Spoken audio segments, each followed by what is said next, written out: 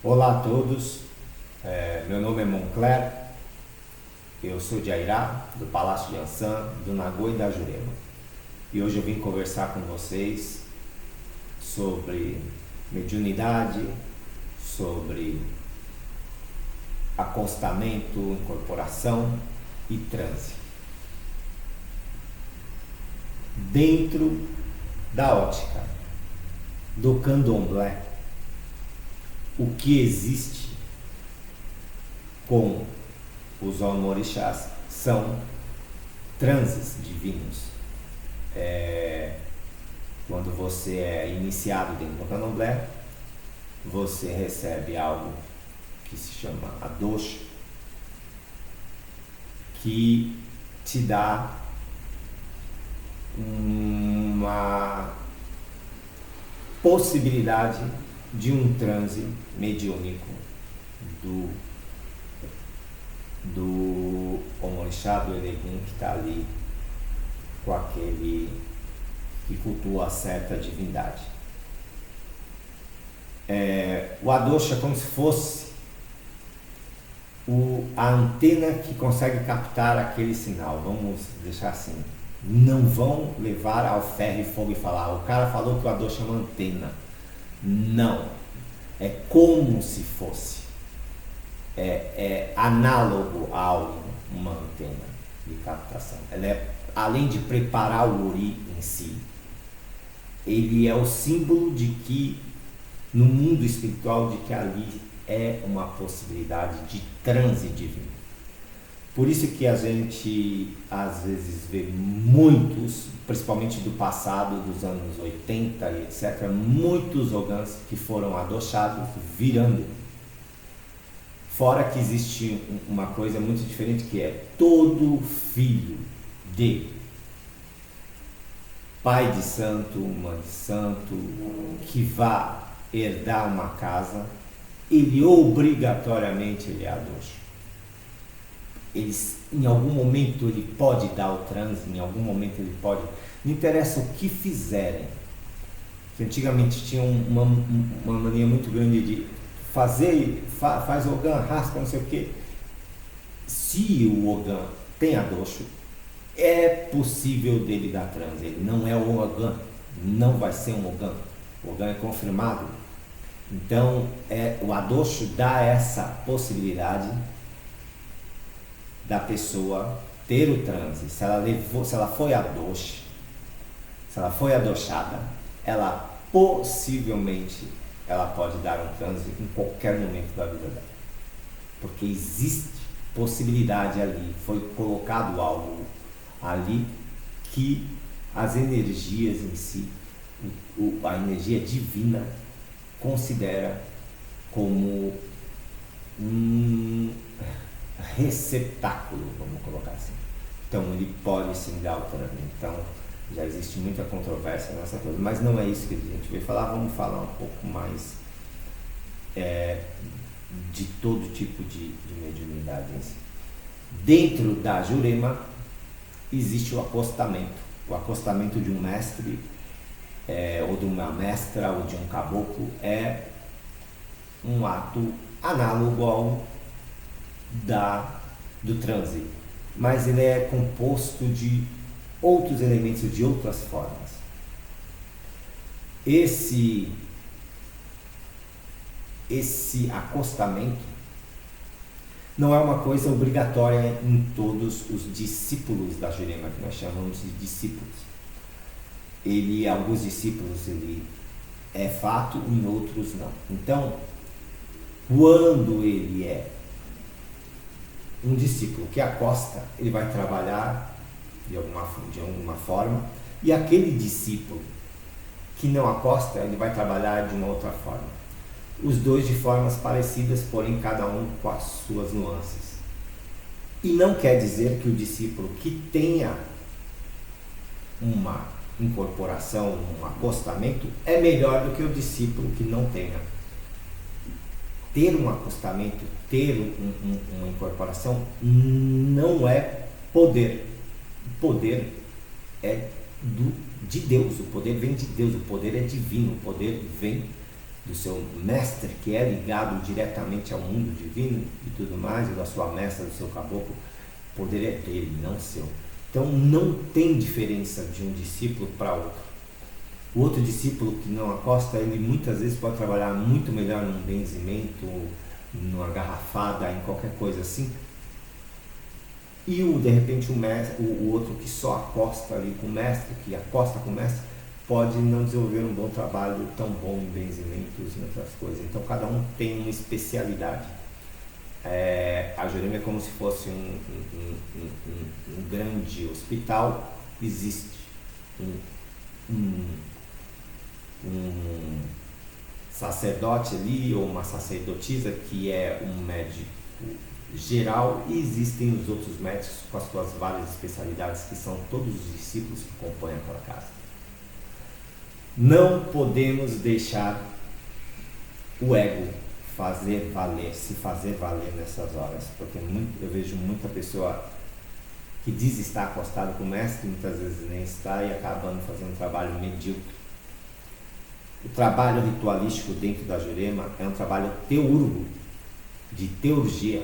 Teurgia é um ramo da magia onde nós trabalhamos diretamente com forças divinas, seja abençoando uma estátua, seja no transe, seja em um objeto e etc. Nós trabalhamos muito com isso. Nós somos teúrgos juremeiros. Aprendam que vocês são teúrgos. Vocês estão mexendo com forças muito, muito fortes e divinas.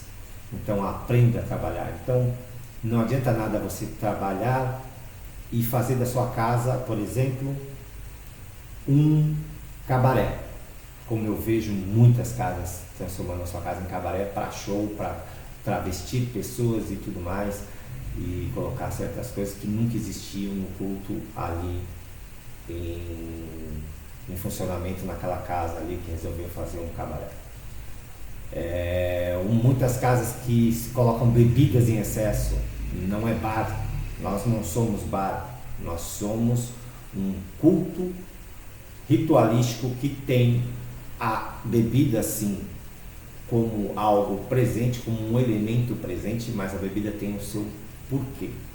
A bebida tem o porquê estar ali presente, assim como a fumaça, como tudo que a gente faz. Esse é um cachimbo de angico, ele é da Jurema, e muitos juremeiros não respeitam mais o seu cachimbo, fazem o que querem, fazem o que querem. E o cachimbo, ele é o instrumento sagrado, é o principal instrumento dentro da Jurema, é o instrumento onde nós desenvolvemos nosso trabalho, é um instrumento sacralizado, um instrumento sagrado, então nós devemos tratar ele com muito cuidado. O cachimbo do mestre, o nosso cachimbo, o pessoal, às vezes o cachimbo do mestre direito, da esquerda, todos eles devem ser tratados muito bem, para eles terem um funcionamento, para eles não caírem no profano. Se ele é profanado, ele perde a sua força. Então tem que se trabalhar com o cachimbo, é com muito respeito que você pega esse cachimbo imbuído dos melhores sentimentos, das melhores coisas, para você dar uma fumaçada em alguém, para tirar algo ou para trazer algo para a vida daquela pessoa. São energias sutis e o juremeiro tem que aprender a trabalhar com ela e não simplesmente tratar como um instrumento comum, como outro qualquer, de prazer profano. Não, não é. Esse é um instrumento sagrado.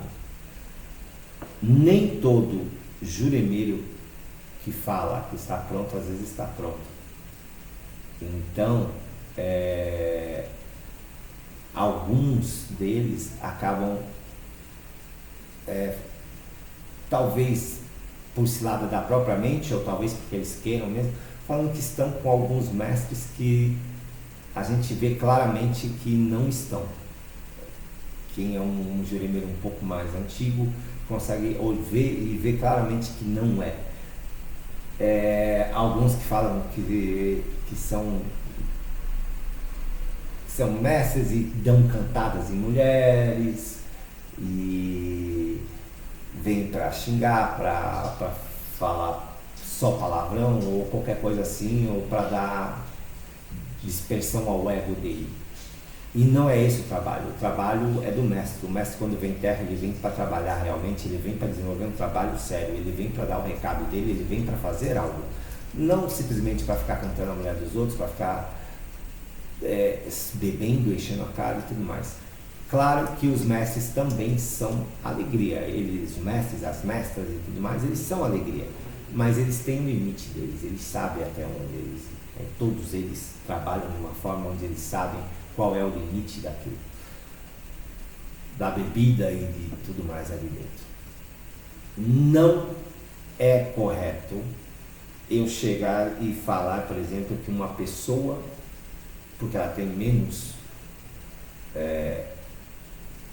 tempo ou menos conhecimento de uma ritualista, que ela não pode fazer aquilo. Ela vai, em algum momento, ela vai poder fazer algo, ela vai aprender com o tempo dentro da Jurema para desenvolver algo dentro dela, para ela conseguir fazer um trabalho ou outro trabalho que seja um pouco mais pesado e tudo mais.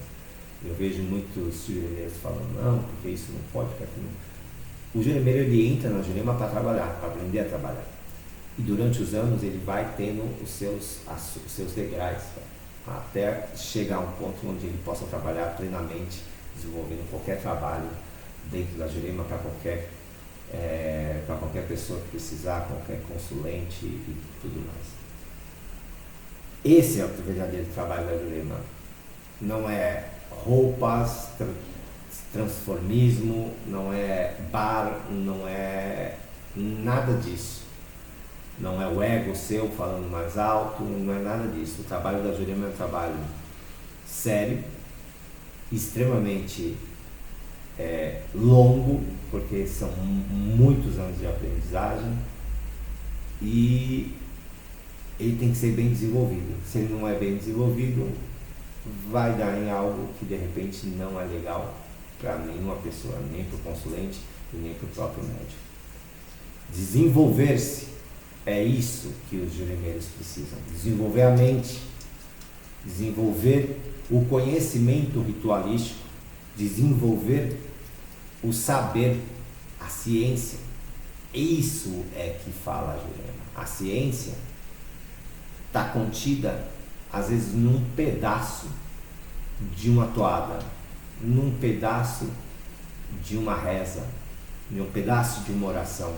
Existem chaves dentro desses pontos, de tudo, de todos os movimentos, de todas as cantigas que nós cantamos. Existem chaves, existem pontos onde abrem-se certos planos materiais, certos portais, planos, aliás, divinos, alguns portais divinos e alguns locais divinos. Então, o juremeiro trabalhe com verdade, trabalhe com seu coração, entre na Jurema de verdade, se desligue do mundo profano quando você faz seu ritual, para que seu ritual seja bem feito, para que as coisas sejam bem desenvolvidas e simplesmente não seja um trabalho em vão. Seja um religioso, sim, religioso no sentido de se religar a Deus. Seja forte, seja presente, tenha vontade realmente de fazer aquilo, não por ego, não por nada, mas a vontade interna, a sua vontade verdadeira, e desenvolva o trabalho como um verdadeiro juremeiro tem que desenvolver. Lembre-se que existem várias ramas, uma rama é diferente da outra. Nunca critique o trabalho do outro porque ele trabalha assim ou porque ele trabalha assim. Existem várias ramas de Jurema. A minha, por exemplo, é a rama da Irmandade do Bajucá, existe a rama do Acá, existem ramas diferentes. Então, o trabalho que é desenvolvido para cada juremeiro em cada rama é diferente. Mas todos têm uma coisa em comum. Todo juremeiro está na terra para trabalhar. Então, trabalhe, meu juremeiro. Salve a Jurema Sagrada.